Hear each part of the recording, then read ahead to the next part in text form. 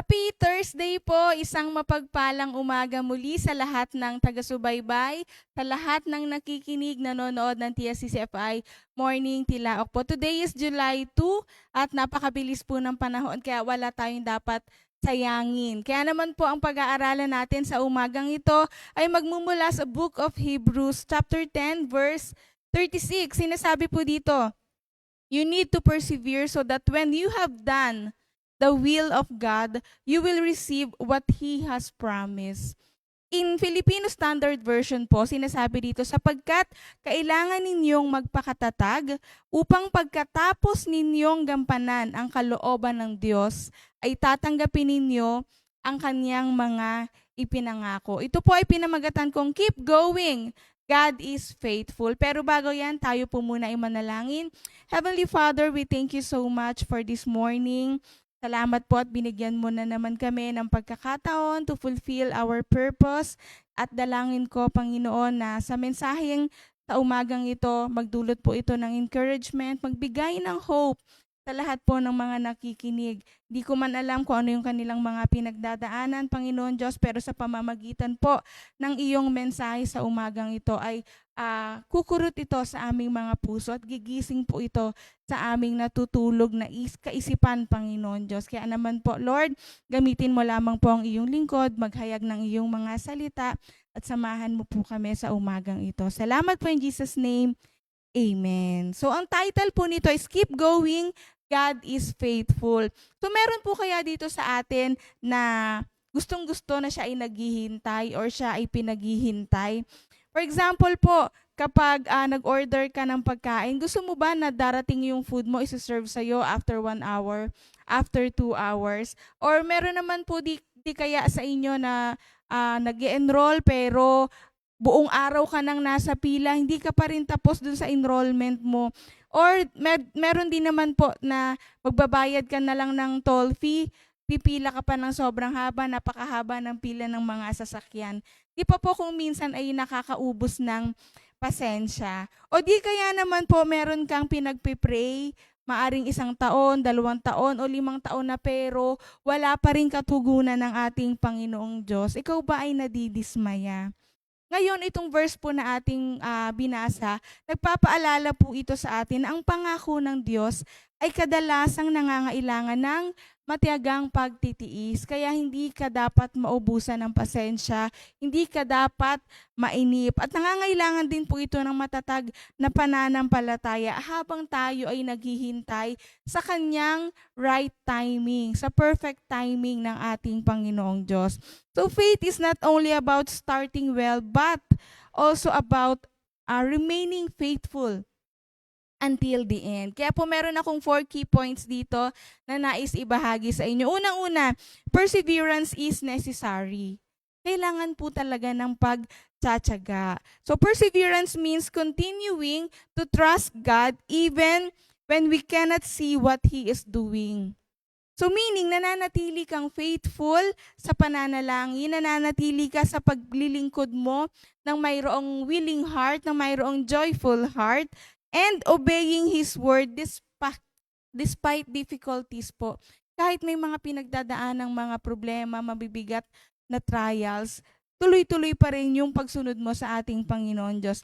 Every trial we face is an opportunity for God to strengthen our faith and syempre ihulma yung ating pagkatao, yung character natin. Tandaan mo, trial for you pero opportunity for God. Our Christian life po ay maiikumpara sa isang marathon. So don't expect na yung journey with God, your journey with God to be quick and easy. Na parang madaling-madali lang, na parang napakabilis lang nito. There will be trials, magkakaroon parati ng problema, magkakaroon ng delays, magkakaroon ng disappointments. But God calls us to keep trusting and obeying Him. Kasi madalas po ito yung nagiging problema natin. Gusto natin yung answer ng Panginoon Diyos, yung katugunan niya ay yung agad-agad, mabilisan. Pinag-pray mo, gusto mo nandyan agad yung katugunan. Pero tandaan natin, nung kanyang mga pangako ay i-fulfill ng ating Panginoon Diyos sa kanyang timeline. Hindi sa timeline po natin. And true faith is not only seen in moments of victory. but also in seasons of waiting and hardship. Diyan makikita yung totoong pananampalataya mo. Kapag nandun ka na sa seasons of waiting, nandun ka na sa seasons of hardship, diyan masusukat yung lalim ng iyong faith. Tandaan po natin, the Christian life is not about how fast you start, but how faithfully you continue until the end. Meron po kasi, di ba, nakita mo yung kaibigan mo, sunod-sunod yung katugunan ng Diyos sa kanyang panalangin, pero baka hindi mo alam kung gaano katagal na siyang naglilingkod, ano na yung mga testing na naipasa niya, ano na yung mga problemang na-overcome niya, nalagpasan niya. And then ikaw gusto mo, nag-pray ka ngayon, gusto mo bukas, nandiyan na yung katugunan. Na-curious ka sa ginagawa sa kanya ng ating Panginoon Diyos, kaya ikaw, ganun din yung ginawa mo. Pero nung moment na nandiyan na yung pinaghihintay ka ng ating Panginoon Diyos, baka nainip ka.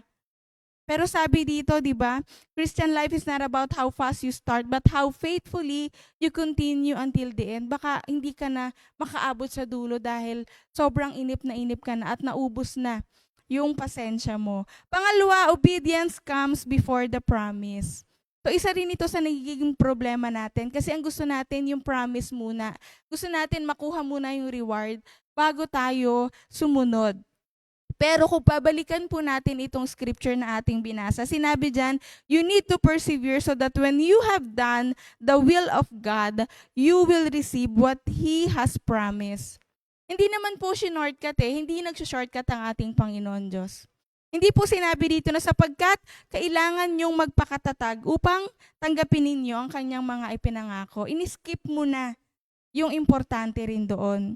Sabi diyan, sapagkat kailangan nyong magpakatatag upang pagkatapos ninyong gampanan ang kalooban ng Diyos. Anong ibig sabihin? May kailangan kang gawin, may kailangan kang sundin bago mo matanggap ang pangako ng ating Panginoon Diyos. Bago mo matanggap ang reward, may dapat kang gawin. Kasi madalas tayo ganito, Lord, i-bless mo ako. Lord, pagpalain mo naman ako. Then sabi sa'yo ng Lord, sige, isuko mo ang buhay mo sa akin. Wag naman ganun, Lord. Sinabi ni Lord sa'yo, sige, humayo ka. Wag, Lord, pagod ako Nagtatrabaho na nga ako 6 days a week Yun na nga lang yung magiging pahinga ko, pero hindi ko kaya, Lord. Basta i-bless mo na lang ako. Diba, madalas ganyan tayo. Gusto natin yung reward, pero ayaw naman nating sumunod. Lagi tayong, Lord, gusto ko, Lord, kailangan ko. Pero paano naman yung gusto ng ating Panginoong Diyos? Pangatlo po, God's promises are worth waiting for. God is always faithful sa kanyang mga pangako. At maaring yung timing niya ay iba dun sa timing natin. But He never fails to fulfill His word. Yung pangako ng Panginoon Diyos, sigurado po yan mga kapatid. But they are fulfilled according to His perfect timing pa rin. So habang naghihintay po tayo, our responsibility is to remain faithful and continue doing His will. Di pwedeng nag-pray ka pero wala ka naman ng gagawin. So sometimes po, the promise is ready but we are not. So other times naman, we are ready but circumstances are not. So God sees the whole picture po while we only see the present. Maring hindi pa ibinibigay sa iyo kasi hindi makakapagdulot ng kaligayahan, hindi makakapag-ayos ng buhay mo sa panahon na ito kung ibibigay niya. Ito po yung sinasabi na God sees the whole picture. Tayo kasi yung present lang yung nakikita natin. So, pang-apat po, don't give up during difficult seasons. Challenges can tempt us to quit. Diba, minsan po kapag sobrang bigat na, sobrang dami na ng problema, gusto mo na lang sumuko. But endurance strengthens our faith and prepares us to receive what God has planned. So kapag pinili po natin yung obedience over discouragement, pag pinili mo sumunod kaysa malugmok ka dyan sa mga discouragement na nararamdaman mo, mas piliin mong magtiwala sa ating Panginoon Diyos. Trust over doubt kasi we grow closer to Him and become ready to receive what He has prepared for us. So kaysa mag-focus ka doon sa negative, mag-focus ka doon sa positive. Tandaan natin that God is not just preparing the promise for you. Di lang naman niya piniprepare yung ipinangako niya para sa'yo. He is also preparing you for the promise. Kaya napakahalaga na nagpapahulma tayo sa ating Panginoon Diyos. So ano po yung mga dapat natin gawin? Tandaan natin na stay faithful in prayer kahit na parang delay na, kahit parang ang tagal-tagal na, manatili ka pa rin faithful. Pangalawa, continue serving God kahit na parang hindi naman napapansin yung effort mo, parang hindi naman nanonotice yung mga ginagawa mo. Obey God's word kahit na napakahirap na, kahit napakasakit na nang nangyayari, manatili kang sumusunod. Pangapa, trust God's timing instead na ma-discourage ka. Tandaan mo, ang timing mo ay iba sa timing ng ating Panginoon Diyos. Kaya naman po, maaring may mga moments na tayo ay nagwa-wonder, tayo ay nag-iisip kung yung faithfulness ba natin, does it make a difference? Or pare-pareho lang naman? We pray, we serve, we obey, yet yung answer ng ating Panginoon Diyos parang ang tagal-tagal, parang ang bagal-bagal, di ba? Pero itong Hebrews 10:36 po, nagpapaalala ito sa atin, nag-encourage ito sa atin na huwag tayong mawalan ng pag-asa. Na nakikita ng ating Panginoon Diyos our every act of obedience and every sacrifice we made for Him. Kitang-kita po yan ng ating Panginoon Diyos. Kung while we wait, habang naghihintay po tayo na sinishape niya yung ating character, inaayos niya yung ating buhay, pinapatatag niya yung ating pananampalataya habang piniprepare niya tayo dun sa kanyang mga pangako. So bakit nga ba kailangang i-shape yung character mo? Parang okay naman ako, ba't kailangan ako i-shape ng Panginoon Diyos? Tandaan po natin, a blessing received without wisdom, a blessing received without humility, without faithfulness, can be misused. Kaya ayaw ng Panginoon Diyos na yung promises na ibibigay sa'yo, masasayang. That's why kailangang i-mold tayo, kailangang ihulma yung character natin. God often develops patience, integrity, and dependence on Him so that magagamit natin yung kanyang mga pangako, yung kanyang mga reward ng tama, hindi masasayang. So our responsibility is not to control the outcome. Hindi natin kayang i-control yun, but to remain faithful. So when we persevere and continue doing God's will, we can trust that His promises will come to pass in His perfect time pa rin. In His perfect time pa rin. Kaya kapatid, keep going because the God we serve is faithful. Amen po. Yan, kaya po tayo ngayon ay mananalangin. Our prayer focus is pray for endurance and courage to remain steadfast in faith and prayer for the country and elected officials. Alam naman po natin lahat kung ano yung nangyayari, ano yung kaganapan sa ating bansa ngayon. Pray that our nation and elected officials will overcome division, corruption, and injustice through God's wisdom and guidance. Sama-sama po tayong manalangin, mga kapatid.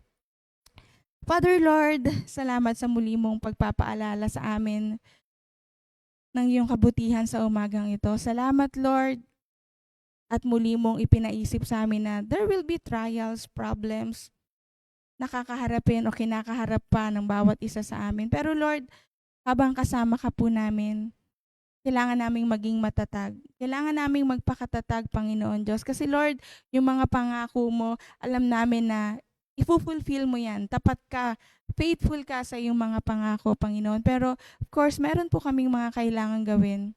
Meron kaming mga kailangang sundin. Meron kang mga ipinag-uutos sa amin na kailangan namin gawin.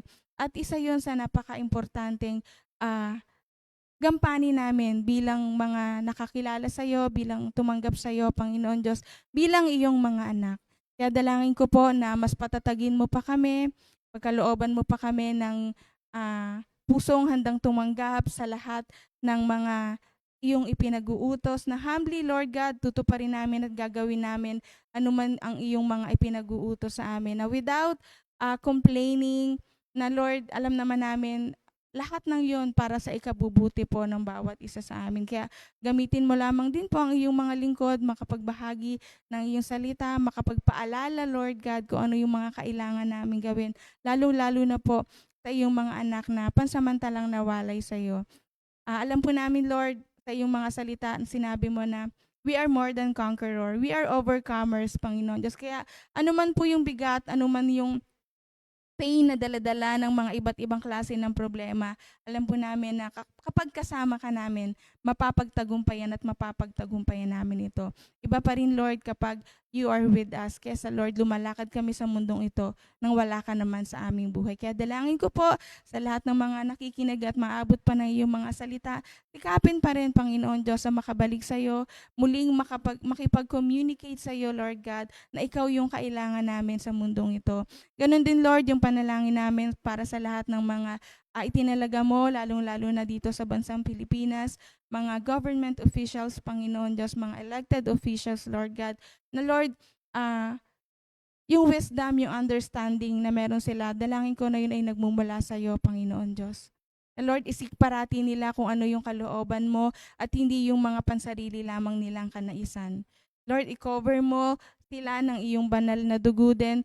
Kung ano man yung mga nagiging decision nila, Lord God, nawa, Panginoon Diyos, ay parating sumasangguni sila sa iyo, Lord God, at hindi sa mga pangsarili lamang nilang interes, Panginoon. Lord, ikaw lamang po yung maaring makapagpalaya sa amin, Panginoon Diyos, ano mang nangyayari, lalong-lalo na sa bansang Pilipinas. Kaya Lord, dalangin ko pa rin po na kumilos ka, ikaw pa rin po yung masunod sa buhay ng bawat isa sa amin, ganun din po ng lahat ng mga nananampalataya sa iyo. At maaring sa mga sandaling ito, Lord God, sa lahat ng mga nais makabuo ng relationship sa iyo, Lord God.